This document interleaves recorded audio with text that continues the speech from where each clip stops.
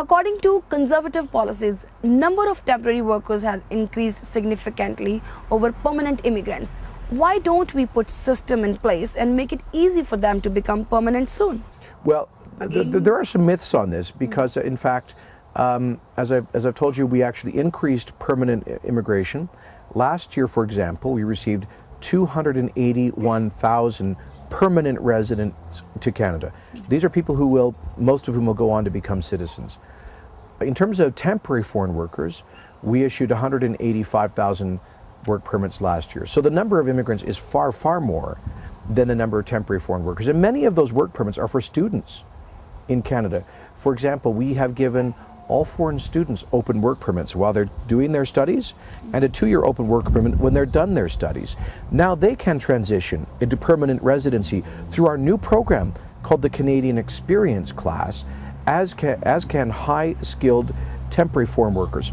We've also expanded massively the provincial nominee program from 5,000 per year to 45,000 per year. This has been really good in helping get more immigrants to Alberta and the Prairie and Atlantic provinces. Much better distribution of immigrants, resulting in a doubling of immigration levels to Alberta. And this is a program which is more flexible. It responds to local and regional labor market needs.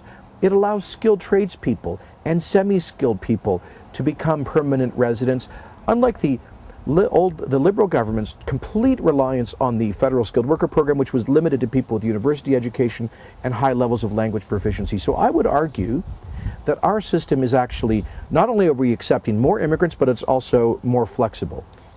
As you mentioned PNP, why are provinces not allowed to determine their needs and immigration requirements instead of imposing quotas on them? Why is there so much differentiation in between Quebec and rest of the Canada? Well, there's a long history in the Canadian Federation of Quebec having its own arrangements. This was an agreement that was struck back in 1990 with Canada, between the federal government and the Quebec government, that allows them to choose their own economic immigrants. But look, I believe that immigration and citizenship are about building a strong Canada. It's about nation building. It's about our future. And I don't want to end up with 10 separate provincial immigration systems all operating in different silos. I want us all to come into everyone who comes here as first and foremost as Canadians. And that's, after all, when you're overseas, you don't say, hey, I want to be an Albertan or an Ontarian. You say, I want to be a Canadian. And I think we must maintain that focus in our immigration program. Now, we've given more flexibility and more space to the provinces by far than any government in our history to participate in selecting immigrants through our huge expansion of the provincial nominee program, going from 5,000 provincial nominees six years ago to 45,000 coming in this year. And you know what? Those numbers don't come from out of nowhere. We had to give up that space in the federal skilled worker program. We handed over 40,000 immigration positions from Ottawa to Alberta and the other provinces so that they could choose people who would succeed in their local economies. And we're proud of that. But there are limits. There are limits. I mean, like I said, we have the highest levels of immigration in Canadian history, the highest levels in the developed world. But there are practical limits, A, to how many people we can put through the immigration system, and B, how many people we can house and bring into our healthcare system, how many kids can be accommodated in our schools. And there are public limits to acceptance of immigration. We have the most pro-immigration political consensus of any Western democracy. I want to keep it that way. I don't want people to wake up one day and say, what do you mean all of a sudden we have 500,000 immigrants coming to the country? That's too high. We need to absorb people. We need to integrate them. We need to make sure they have good jobs. And so when people say, oh, put more provincial nominees, make all the temporary foreign workers permanent, increase parents and grandparents, increase that, increase this. Well, guess what? It all adds up to massive increases in immigration levels that I don't think we could absorb or would be accepted to the public. So I have to be realistic about these things. I have asked this question to every concerned authority at provincial and federal level, but haven't seen any progress yet. That's the issue of foreign credentials. How can we expedite the process and get those people into proper workforce, into the field of their own choice? That's a great question, and something that the Harper government has been very focused on. First, your viewers know that credential recognition is a provincial responsibility. I know this is frustrating because we invite people in based on their degrees and their education. But when I'm asking this question to provincial people, they are saying that this is federal. Well, I can't believe they say that because they know that's not true.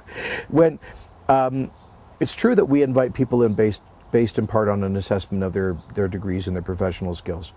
But if you want to become a doctor in Alberta, you don't apply to the Government of Canada. You apply to the Alberta College of Physicians and Surgeons. If you want to be an engineer in Saskatchewan, there's no federal organization. I think there's a problem in streamlining of province and federal. It's a streamlining of provinces. Yeah. Each province has about 45 regulated professions, each of which have their own self-governing bodies, the College of Physicians, the engineers, the Law Society, etc. 10 provinces, each with 45 bodies.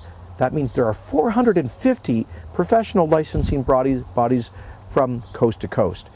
What we are trying to do as a federal government is to play a kind of facilitative role. We're trying to help bring all provinces and all professions to the same table to hammer out a faster, simpler, streamlined process for credential recognition. We're exercising real leadership for the first time ever. Even though it's not our constitutional responsibility, we feel a moral and political responsibility to do what we can to help foreign trained professionals to be able to work in their chosen field. Here in Canada, we're investing $50 million into the hard, detailed work of hammering out a faster, streamlined process for credential recognition, the objective of which is to give people an answer about within a year of their application so they don't have to go through endless red tape. Minister, human smuggling has always been a problem. And now in light of Tamil refugees who came in shiploads, how do you plan to handle that? We think it's a serious problem because in order to maintain public support for our generous immigration and refugee programs, we must demonstrate that queue jumping and paying human smuggling criminals will not be tolerated. And I think most new Canadians are strongest about this. They've come through the legal system. They wait patiently for their family members to come, and they think it's an insult to watch people pay $40,000 or $50,000 to a criminal gang to be smuggled into Canada ahead of the immigration queue, which is why we have taken strong enforcement action in Southeast Asia, Thailand, Malaysia, and most recently Indonesia, to interrupt and stop the smuggling operations targeting Canada. It's also why we have introduced legislation to crack down on human smuggling that would remove some of the incentives for people to pay for to be smuggled to Canada. We call upon the opposition parties to support what we think is strong but reasonable human anti-smuggling legislation. I've heard of the plans to limit application for permanent immigration to 250,000 per year. Minister, what would be the criteria of accepting and rejecting these applications? Time-based, point-based, education, what it would be? Well, our planning range for immigration is 240 to 265,000. Like I mentioned last year, we accepted 281,000, which was a bit of an exception. There are many, many programs within that. Skilled worker, provincial nominee, Quebec has its own selection, family reunification, refugees, etc. And so right now I've launched some national consultations, and I would like to invite your viewers to provide their input. In August, we will be launching online consultations at our website, Citizenship and Immigration Canada, which is cic.gc.ca. They will be able to tell us what they think is the right mix. What percentage should be economic immigrants? Of that group, what percentage should be provincial nominees versus federally selected? Do they think we should change the point system for the skilled worker program? If so, how? One thing we're looking at doing is allowing skilled tradespeople who may not have university degrees to come through the skilled worker program, and also lowering the language requirement for them. So there's a lot of different questions that we're seeking public input from, so that as we formulate our immigration plan for the next few years. Minister, multiculturalism is a subject of debate in the developed world. When a lot of world leaders, including British Prime Minister, had declared it is a total failure in their country. What do you think? How are we doing in Canada? I think that our experience is different than that of Western Europe on diversity, immigration, and multiculturalism, if you will. In most Western European countries, there are large areas of what people will call ethnic enclaves or parallel communities or ghettos, where people are not integrating. One reason is that they have not enjoyed the same opportunities, employment and perhaps educational opportunities, and have faced some degree of social exclusion. On the other hand, it could also be said that some of those people have opted out. They haven't made a real hard effort to integrate into the broader society. Happily, here in Canada, we have a much better experience. While things are far from perfect for immigrants and members of minority communities, it's a pretty open country with equality, generally speaking, equality of opportunity. And if you work hard, you can get ahead. And immigrant families know that, especially through education. They know if their child has a good education that they have a fair shot at a really good economic future.